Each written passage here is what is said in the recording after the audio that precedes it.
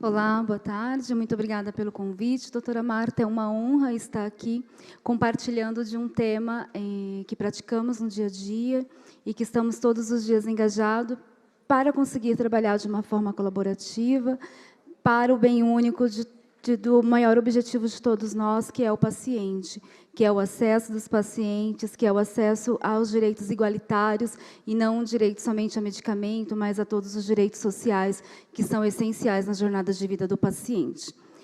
Eu preparei uma apresentação. Aí passou, essa daqui sou eu, um pouquinho do meu currículo. Estou conselheira nacional de saúde, representando a BioRede Brasil. Um desafio muito grande, porque quando pensamos que é difícil trabalhar em união com as associações de pacientes, podemos dizer que é mais difícil ainda estar no Conselho Nacional de Saúde, o órgão de maior instância de participação social do nosso país, trabalhando com diversos representantes de usuários de todos os segmentos. Então, passar por uma associação de paciente é um pouquinho do treinamento para você chegar até instâncias como os conselhos de saúde. Bem, o conceito de associação de paciente, ele é muito estrutural, né? São organizações não governamentais, entidades da propriedade da sociedade civil sem fins de lucros. No entanto, isso não quer dizer que não precisa ter rendimentos e que não precisa de dinheiro para trabalhar. A gente sempre tem muito um entendimento de que uma organização não governamental é como o pássaro, são como as árvores, que elas vão crescer nativamente, e não é. Precisa ter uma organização administrativa, profissionalizada e que seja focado em trabalhar com propósitos e nunca esquecer do seu propósito inicial.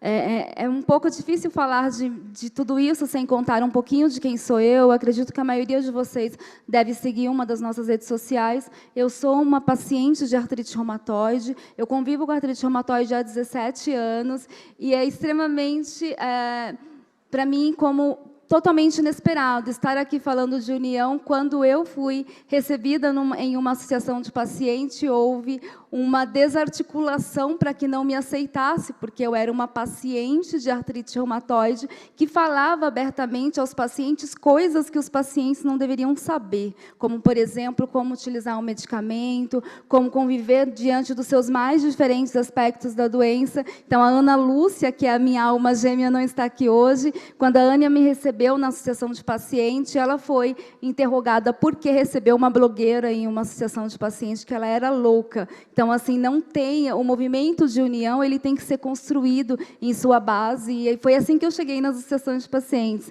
Então, esse é o conceito de ativista, que é uma pessoa que luta por uma causa, tornando-se o motivo da sua vida. Eu tenho uma identidade pessoal muito grande com o que eu faço, mas que procura se aperfeiçoar a prática profissional, ampliando as possibilidades de conhecer realidades diversificadas para que possa ter uma visão de conjunto. Eu não sei por onde que eu aperto aqui quando ele vira. Está passando? Ah, ok. Bom, aqui é um reflexo de quem eu sou e onde estou. Existe uma diferença muito grande de você ser um ativista individual e você ser um ativista que representa um movimento ou uma organização de paciente. Dentro do blog Artrite Reumatoide, que é onde eu iniciei o meu movimento, ainda no Orkut, nos grupos do Yahoo, eu sou uma ativista individualizada. Mas dentro do nosso movimento de organização de paciente, eu não sou um indivíduo governamental. Eu sou um líder de paciente que representa o movimento dentro de uma instituição que é regida por um CNPJ, que tem estatuto, que tem regimentos e que tem, sobretudo, um objetivo. Nós, enquanto líderes, precisamos diversificar e entender qual é o nosso momento de eu, ativista, e de eu, líder de um movimento. Por que eu falo isso? Eu estou há 17 anos como paciente e pelo menos há 15 anos lidando com organizações de pacientes, e é muito comum a gente ver um grande movimento, uma associação de paciente muito incidente, que tem um trabalho incrível, mas o seu fundador morre. E quando o seu fundador morre, o seu movimento também está prejudicado, porque não foi trabalhado a liderança, não foi trabalhado a sucessão. O espaço que nós estamos hoje, precisamos constantemente estar trabalhando quem vai vir depois de nós. Quem da nossa associação consegue trabalhar o que estamos trabalhando, o que estamos ensinando à liderança através do nosso trabalho todos os dias a dia. Então, é preciso isso. Dentro do Grupo de Apoio ao Paciente Reumático Brasil, que foi o grupo que se chamava Grupo de Apoio ao Paciente Reumático de Ribeirão Preto e Região, foi fundado pelo seu José Marcos, um paciente de artrite psoriásica, que faleceu agora em 2022, depois de conviver com a doença por mais de 60 anos. O seu José Marcos, quando nos passou a associação, a primeira coisa que ele disse é: eu vou ensinar. E eu vou ensinar vocês tudo o que eu sei, tudo o que eu aprendi, para que vocês possam seguir o meu trabalho. E assim ele nos ensinou tudo o que a gente sabe e que talvez nenhum curso de pós-graduação poderia ter nos ensinado. Então, o ativista ele se torna um agregador. Ele atua no cotidiano, ele não importa qual a sua profissão ou amplitude de ação. Ele é um elemento de união e integração. Ele é solitário, ele é invisível e costuma ser a alma ou a vida daquele negócio onde atua, mas ele precisa criar multiplicadores. E ele precisa esquecer o seu eu para trocar integralmente pelo nós. Nós do controle social, nós da liderança, o nosso movimento está trabalhando em prol do nosso único e maior objetivo, que é os pacientes do nosso país. Não é o paciente da nossa instituição, porque o que é meu eu levo para minha casa. O que é meu, eu levo para onde eu quiser, mas o paciente ele está em todo o país. E todas as nossas atividades de advocacy, ela vai incidir sobre aqueles que jamais, talvez, chegariam presencialmente até vocês, mas que, se vocês trabalharem por incidência política, essa pessoa vai ser beneficiada onde quer que ela esteja no nosso país. E isso, eu acho que é o conceito filosófico mais atual para uma associação de paciente. Quem nasceu primeiro, o ovo ou a galinha? Quem criou determinada política? Quem participou de uma consulta pública? Quem foi a associação de paciente que auxiliou a implementação de um protocolo clínico? Você sempre vai ouvir uma associação de pacientes se portando ou falando como se ela tivesse salvado o mundo. Mas, na verdade, o ovo nasceu primeiro ou foi a galinha? Alguém fez junto, porque ninguém faz nada sozinho. Não existe um movimento que seja responsável por ter salvado o mundo. Ele talvez possa ter iniciado aquele advocacy, aquela conversa, aquela política, mas ele só vai conseguir a política se ele trabalhar junto com um coletivo. Porque eu não consigo pensar na galinha sem um ovo. Eu imagino, esse é um conceito que é muito verdade. Ninguém vai fazer nada sozinho. E alguém começou, mas só vai dar continuidade porque tem um processo que seja contínuo. Esse também é um conceito que a gente vê muito no nosso dia a dia, a questão do umbigo. Quem criou os meses de conscientização, né? Então, a gente tem janeiro branco, tem vários meses para todas as coisas. E sempre alguém vai contar a sua perspectiva de participação. Eu fiz o melhor Maio Roxo do Brasil. Oi, você não fez nada. O movimento fez um Maio Roxo forte, consolidado, uma marca que é lembrada e que é falada pela imprensa de todo o país, porque em cada um dos 5.570 municípios foi influenciado, impactado pelo trabalho de alguma associação de pacientes naquela região.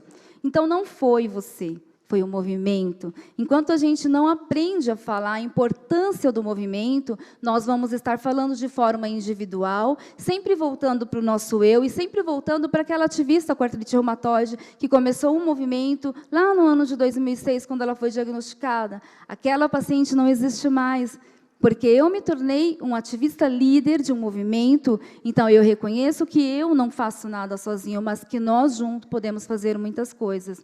Então, uma dessas coisas que chegamos nesse processo de amadurecimento, o nosso grupo, ele é o grupo fundador da Biorrede Brasil, que é uma rede composta por 42 associações de pacientes, que nasceu inicialmente para trabalhar o advocacy de acesso a medicamentos biotecnológicos com associações de pacientes, e agora, durante a pandemia, se tornou organicamente uma via de acesso à informação, empoderamento e apoio a pacientes que utilizam medicamentos fornecidos no componente especializado da assistência farmacêutica.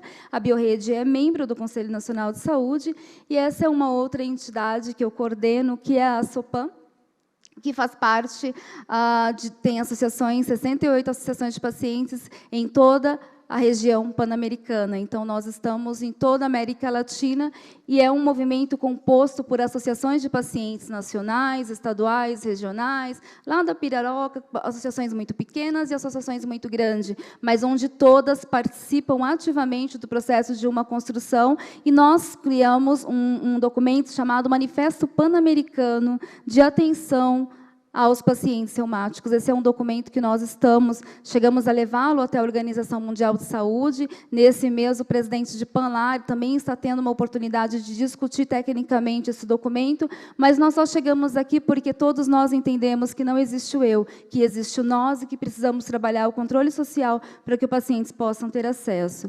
Como eu falei, um dos maiores ambientes de participação social e trabalho colaborativo é o Conselho Nacional de Saúde, que ele é composto por representantes de todos os segmentos. Então, a gente tem o usuário, o trabalhador, o prestador de serviço, o Ministério da Saúde. Então, ali dentro, todos nós trabalhamos políticas públicas voltadas para o acesso do usuário no SUS. E ali nós não representamos somente os pacientes com doenças inflamatórias, doenças autoimunes, mas sim todo o usuário do SUS. Então, no mesmo momento em que eu estou discutindo políticas para que as pessoas com doenças reumáticas tenham acesso, nós também estamos discutindo saúde indígena. E, para discutir saúde indígena, nós precisamos trabalhar o coletivo. Nós precisamos estar junto com a população indígena e entender quais são as suas necessidades e conseguir contribuir de uma forma que seja qualitativa e que venha representar o genuíno interesse e necessidade do usuário, daquele segmento do qual nós estamos discutindo. Eu vou passar alguns conceitos que assim, é muito do que nós aprendemos e do que nós fazemos, mas para que não ficasse no meu eu busquei uma referência, e eu gosto muito desse site que eu coloquei aqui para vocês. O primeiro QR Code é o QR Code desse site, e o segundo QR Code é o QR Code dessa cartilha, que se chama Promovendo Campanhas de Advocacy Eficaz. Esse é um movimento de mulheres empoderadas que lutam para que as mulheres em regiões não democráticas tenham acesso a direitos fundamentais, direitos de violência doméstica, uma série de coisas. E elas fizeram uma estratégia que, através dessa cartilha, independente do seu segmento, você consegue pensar, seguir o passo a passo e estruturar uma ação de advocacy segmentada para o seu nicho. Então, eu gostaria de falar quais são as principais características de uma liderança compartilhada. Ele deve se inspirar em objetivos comuns. Qual é o nosso objetivo? Que os pacientes com doença inflamatória intestinal possam ter acesso a uma política integral que lhes garanta todos os direitos sociais.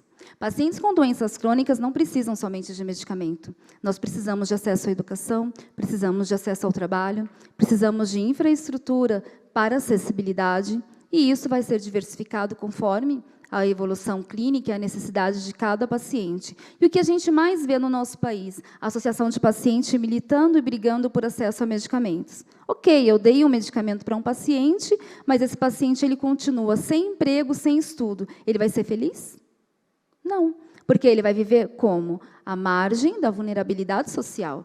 Nós temos que trabalhar para que os pacientes tenham acesso a políticas que sejam integrais, que venham de encontro a todas as suas necessidades socioeconômicas, para que ele possa ter o contexto de saúde em sua amplitude. Porque a saúde não é somente você ter doença de Crohn.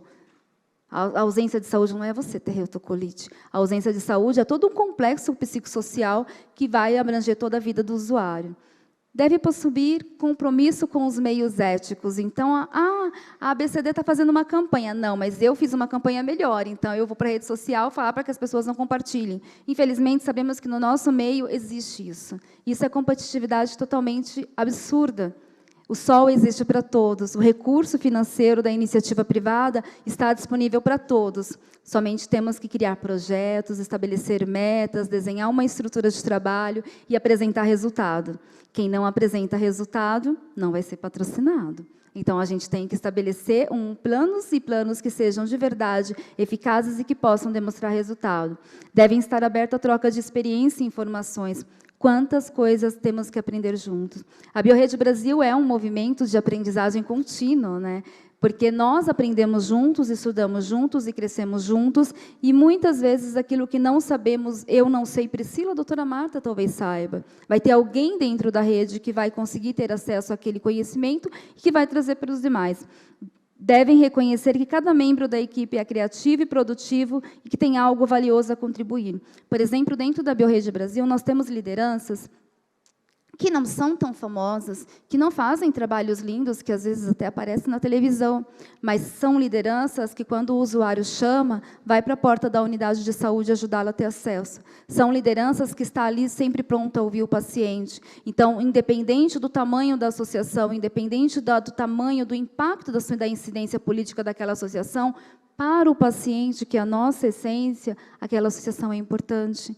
E nós temos que valorizar todos os tipos de lideranças e conhecimento, capacidade técnica e até mesmo a importância da liderança. Todos são importantes e todos têm que participar e todos podem contribuir e tem que ter o seu conhecimento, a sua contribuição valorizada.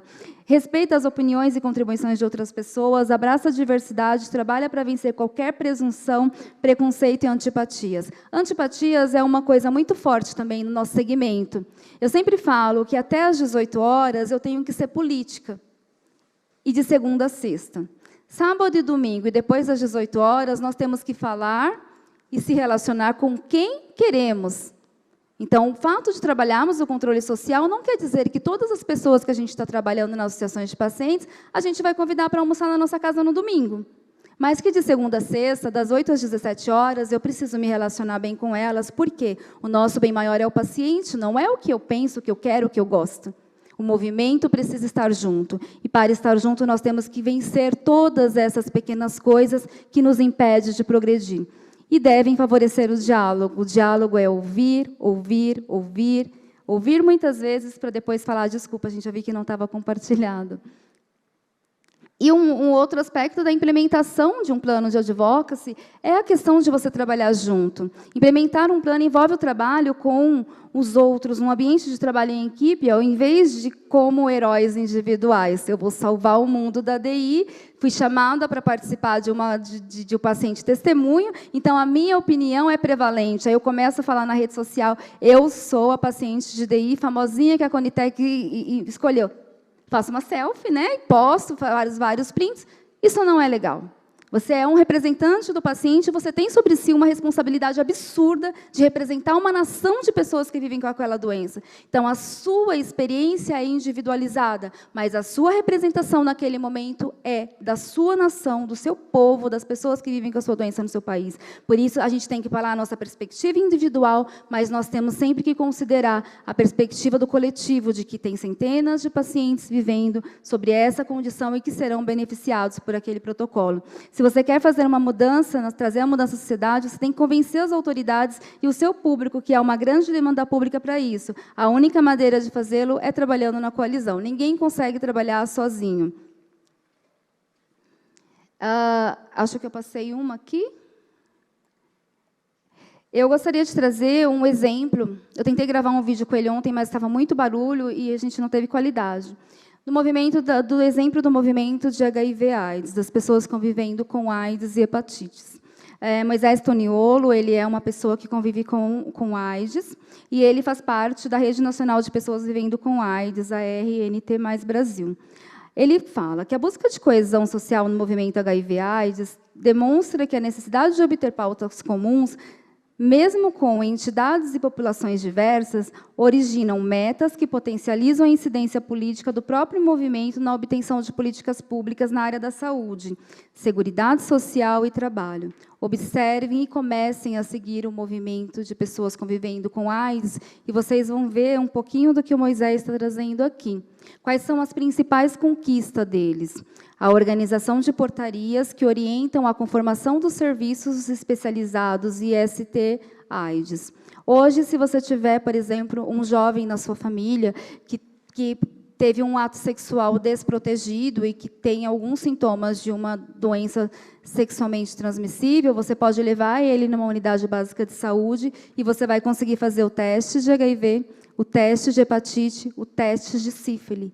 Ele será atendido por uma enfermeira que conhece todos os protocolos de manejo clínico, que vai fazer uma entrevista com total privacidade e vai garantir que aquele paciente só saia da unidade de saúde previamente diagnosticado e adequadamente orientado. O que acontece com os nossos doentes? Somos diagnosticados tardiamente, às vezes demoramos até mais de 5 anos para chegar na frente do especialista. Temos 17 anos de pacientes como eu, e talvez nunca tivemos na vida uma consulta com uma enfermeira, jamais tivemos uma consulta com um farmacêutico. Então, essa é a realidade do paciente com uma doença crônica não infecciosa no país. Uma outra conquista é a conquista de portarias específicas para financiamento dos serviços, promovendo pactuações bipartrite e tripartrite. Eu acho lindo quando alguém fala, promovi no meu estado a política dos doentes com doença inflamatória intestinal, ou com doenças reumáticas. E o que você promoveu para que o gestor da sua cidade tivesse dinheiro para fazer isso? Fala para mim. Porque, por um tempo, você vai trabalhar bem, quando aquela situação política que te beneficiou com uma política estiver no poder. E quando sair o prefeito?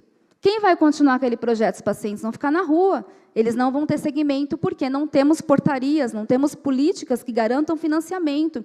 E é até mesmo injusto a gente chegar com o prefeito de uma cidade e falar, olha, eu quero que você coloque um ambulatório de doença inflamatória intestinal aqui na cidade. Aí, ok, você consegue achar um gasto, porque vai atender, que vai ter uma ligação com a entidade. Mudou o prefeito, o que acontece?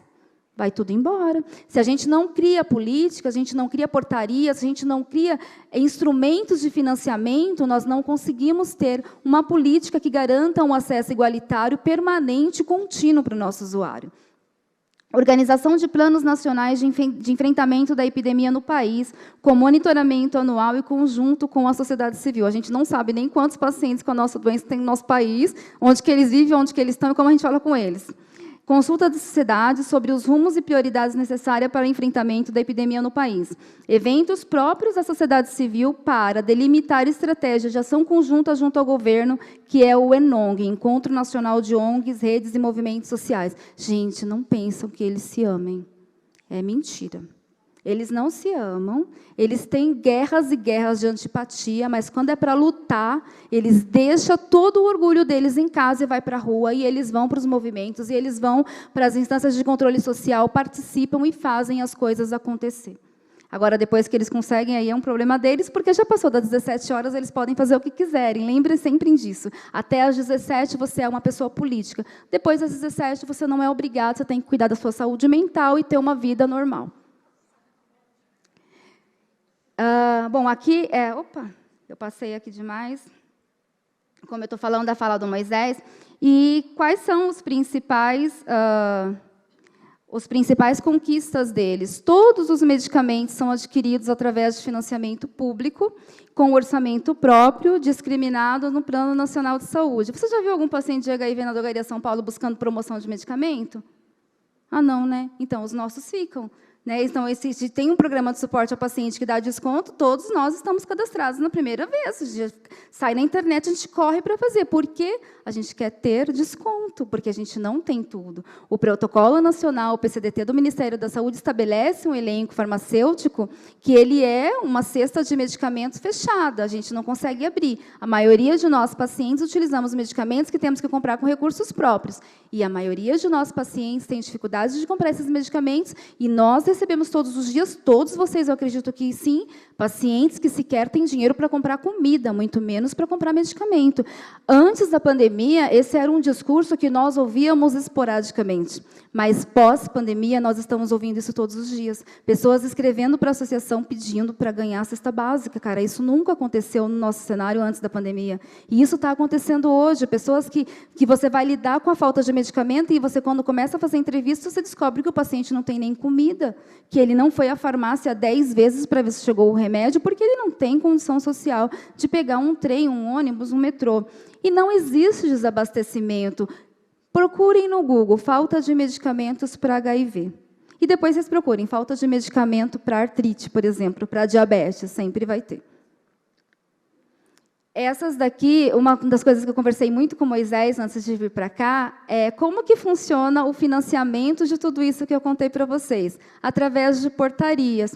Então, a gente pensar em criar uma política nacional de doenças reumáticas é um processo muito grande, que ninguém constrói um plano político em menos de 10 anos que seja eficaz e que esteja totalmente certinho. Então, o movimento de pessoas com AIDS, eles lutaram para a implementação de portarias. Então, eles têm 3 portarias principais. A 1378, que regulamenta as responsabilidades e define diretrizes para a execução do financiamento das ações de vigilância de saúde pela União, Estado, Distrito Federal e município. A sua cidade tem um recurso para fazer, por exemplo, todo ano uma campanha de diagnóstico de hepatites. Eu vou falar uma coisa que eu sei porque a minha entidade recebe esse recurso. Então, nós verificamos que na cidade de Ribeirão Preto não tinha ninguém recebendo recurso para diagnosticar hepatites. E o que nós, uma entidade de reumatologia, estamos fazendo nesse processo? Na nossa cidade não tinha ninguém habilitado com documentos capazes de concorrer àquele edital, e nós nos inscrevemos. Fomos pedir ajuda para o pessoal do movimento de DST, recebemos esse suporte, escrevemos um projeto, e hoje nós temos 16 pessoas trabalhando em Ribeirão Preto em um projeto de doenças infecciosas transmissíveis. Então, a gente faz testes de HIV, hepatite, uma série de coisas, que eu não sei contar porque é a Ana que cuida disso, dentro da população de Ribeirão Preto. Ribeirão Preto é uma cidade que tem corte de cana-de-açúcar, então a gente tem muito trânsito de caminhoneiro pelas rodovias, então a atividade sexual profissional é muito forte na cidade, e a gente tem, por exemplo, um trailer que fica em um posto de saúde aplicando esses testes. O que a gente conseguiu através dessa iniciativa? Criar sustentabilidade para a associação, porque são contratos que têm prazos, e nós temos os nossos contratos renovados assim dentro dos prazos. A portaria 3276, que regulamenta o incentivo financeiro de custeio às ações de vigilância, e a 01/2013, que altera na tabela de serviços especializados do Sistema de Cadastro Nacional de Estabelecimento, o CNES. Então, eles fizeram toda uma luta por portarias que viessem garantir todos aqueles benefícios que eu apresentei para vocês. E o que para a gente fica muito forte, nós que militamos doenças inflamatórias, doenças autoimunes, é que PCDT não é tudo. É muito forte no nosso movimento a gente ficar lutando por o PCDT. Eu não conheço especificamente de doença inflamatória intestinal, mas eu conheço de artrite reumatoide. E o PCDT de artrite reumatoide diz que a pessoa com sintomas de artrite reumatoide, ela pode ser diagnosticada na unidade básica de saúde e ela pode ser tratada naquela unidade básica por uma equipe multidisciplinar, e somente os casos mais graves devem ser encaminhados para o centro médico de especialidade. Eu acredito que isso consta resumidamente em todos os PCDTs. E aí, cadê o centro médico de especialidade que vai atender toda a nossa demanda? Qual é o paciente de vocês que foi diagnosticado no postinho de saúde? Raramente. Não fica. Ele bate no clínico e o clínico manda para centro de vagas para agendar especialista, e lá ele fica, às vezes, de 5 a 10 anos esperando a primeira consulta com o especialista. Então, a gente precisa lutar por políticas de atenção integral à necessidade dos pacientes com doenças crônicas não transmissíveis. Esse termo é um termo que está sendo usado pela Organização Mundial de Saúde. A Organização Mundial de Saúde tem um grupo de pacientes especialistas para doenças crônicas não transmissíveis e outro para doenças crônicas. Dentro desse grupo da OMS é muito forte os pacientes de diabetes, e agora tem de obesidade e hipertensão. Mas nós existimos, né? Na reunião prévia à reunião da Organização Mundial de Saúde desse ano de 2022, teve um grupo, eu fui convidada para como como se fosse uma perspectiva do paciente, que eles chamam vivência da pessoa, a vivência do usuário, né, da pessoa com a doença, e eu pude ter a experiência de participar. A gente precisa fazer isso junto, médicos, pacientes, associações de pacientes. Hoje, na verdade, se você não trabalhar junto, você não consegue validar. Médico produz muita evidência científica, agora a pergunta é se ele sabe o que eles fazem com aquilo. Médico não sabe fazer política pública, gente. Quem sabe trabalhar advocacy somos nós. O médico, se for lá levar no ministério uma proposta de uma portaria, primeira coisa que ele vai falar, mas você quer o quê? Aumentar a remuneração dos médicos na sua região.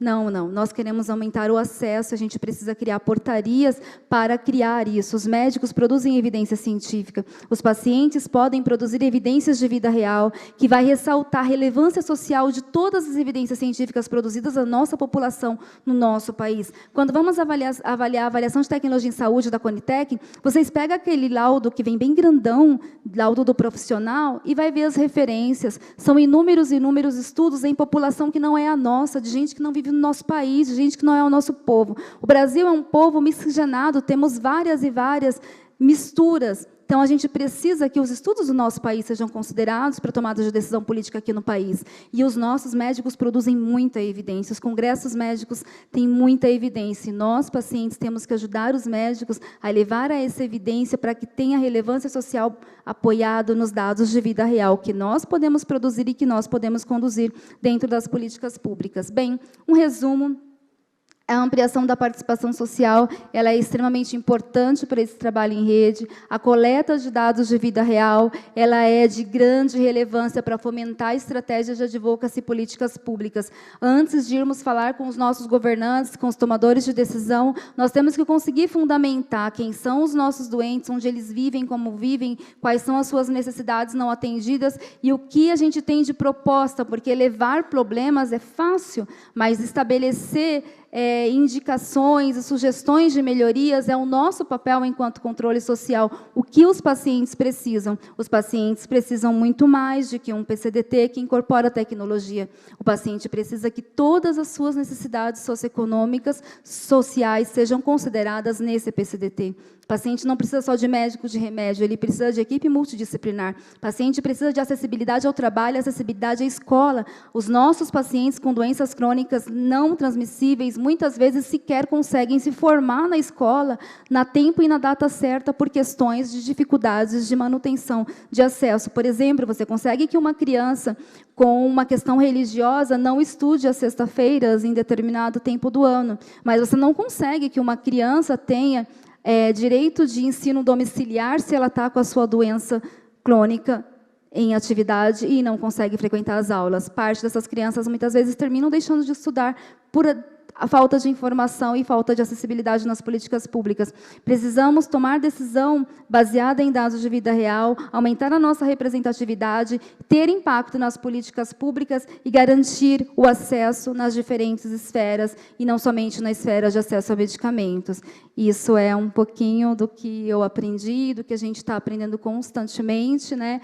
E o talento ganha partidas, mas o trabalho em equipe, a inteligência ganha campeonatos, e o nosso campeonato é o acesso integral aos nossos pacientes em todas as instâncias. E a minha última foto é a foto do nosso advocacy pessoal. A minha família, passamos por 33 pessoas com Covid ao mesmo tempo, e desses 33 nós perdemos 4. E aqui é o nosso advocacy de vida real.